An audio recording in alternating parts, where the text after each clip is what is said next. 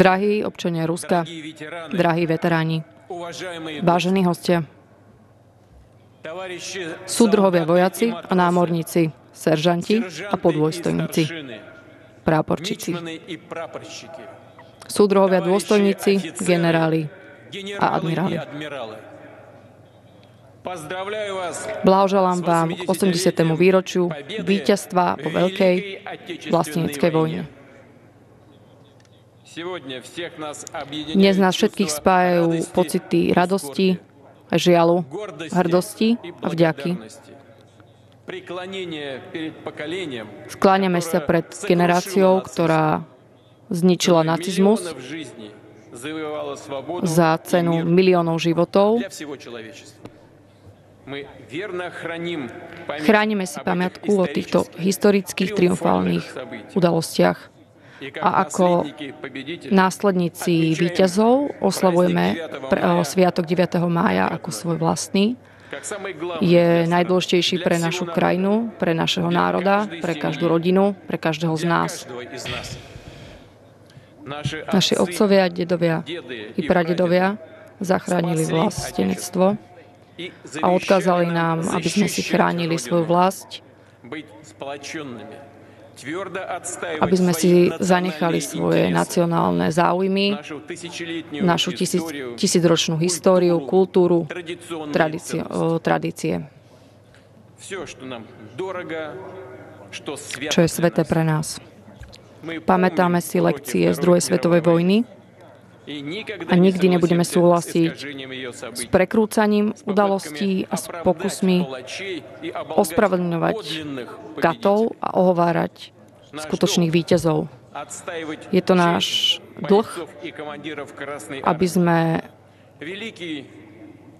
si uctili pamiatku vojakov Červenej armády. Je to veľký počin predstaviteľov rôznych národností, ktorí navždy zostanú vo svetových dejinách ako ruskí vojaci. Rusko bolo a bude nezničiteľnou bariérou pre nacizmus, rusofóbiou, antisemitizmus a bude bojovať proti zverstvám, ktoré páchajú zástancovia týchto agresívnych, deštruktívnych myšlienok. Pravda a spravodlivosť sú na našej strane. Celá krajina, spoločnosť, účastníkov špeciálnej vojenskej operácie podporujú. Sme hrdí na ich odvahu a odhodlanie, silu ducha, ktorá nám vždy priniesla len víťazstvo. Drahí priatelia, Sovietsky zväz niesol ťarchu najbrutálnejších a nemilosrdných útokov nepriateľa.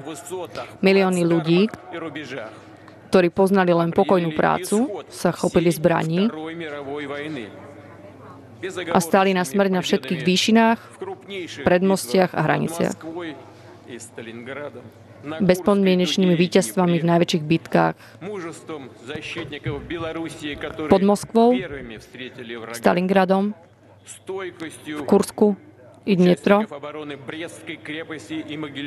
odvahou obrancov Bieloruska, ktorí ako prví sa stretli s nepriateľom, odvahou účastníkov obrany Brestskoj pevnosti a Mogilova, Odesy a Sevastopola, Murmanska, Tuly, Smolenska, hrdinstvo obyvateľov obklúčeného Leningradu, statočnosť všetkých, ktorí bojovali na fronte, v partizanských oddieloch a v podzemí. Udatnosť tých, ktorí pod nepriateľskou paľbou evakuovali továrne krajiny, ktorí pracovali vzadu bez toho, aby sa šetrili až na hranicu svojich síl. Plány nacistov na ovládnutie Sovietskeho zväzu zmarila skutočne železná jednota krajiny. Hrdinstvo ľudí bolo obrovské. Všetky republiky niesli spoločné, ťažké bremeno vojny. Prínos obyvateľov Strednej Ázie a Zakaukaska bol obrovský. Odtiaľto vlaky so všetkým, čo front potreboval, pokračovali v pohybe bez prerušenia. Sídlili tu nemocnice a 100 000 evakuovaných tu našli svoj druhý domov. zdieľali s nimi prístrešie, chlieb a srdečné teplo. Ctíme si každého veterána Veľkej vlasteneckej vojny.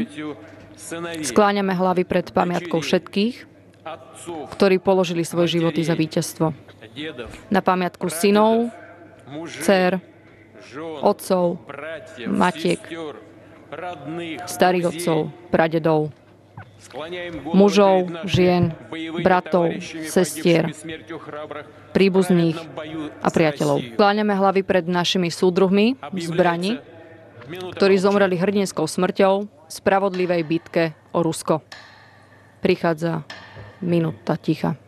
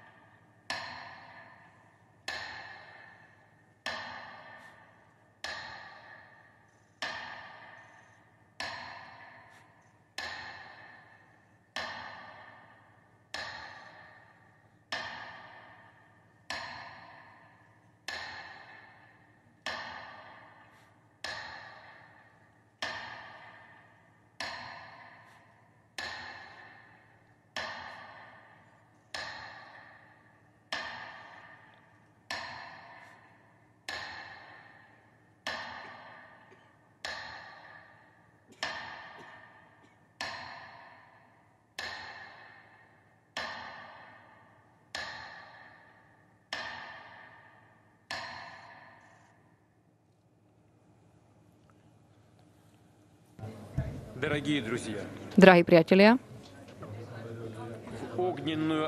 na ohnivú obežnú dráhu druhej svetovej vojny bolo vtiahnutých takmer 80% obyvateľov planéty. Úplná porážka nacistického Nemecka, militaristického Japonska a ich satelitov v rôznych regiónoch sveta bola dosiahnutá spoločným úsilím krajín Organizácie spojených národov. Navždy si budeme pamätať, že otvorenie druhého frontu v Európe po rozhodujúcich bojoch na území Sovietskeho zväzu priblížilo víťazstvo.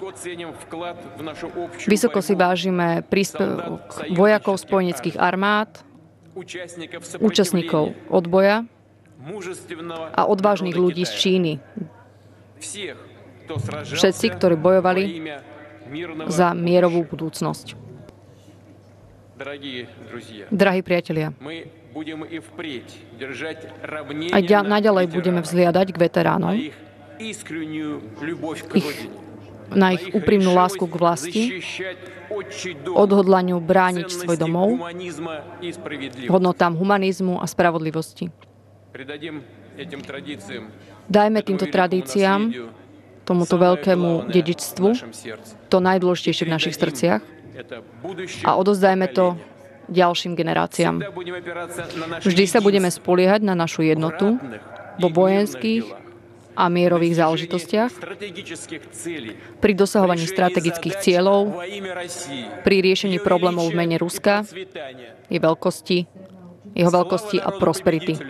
Sláva víťaznému ľudu. Šťastný veľký deň víťazstva. Hurá.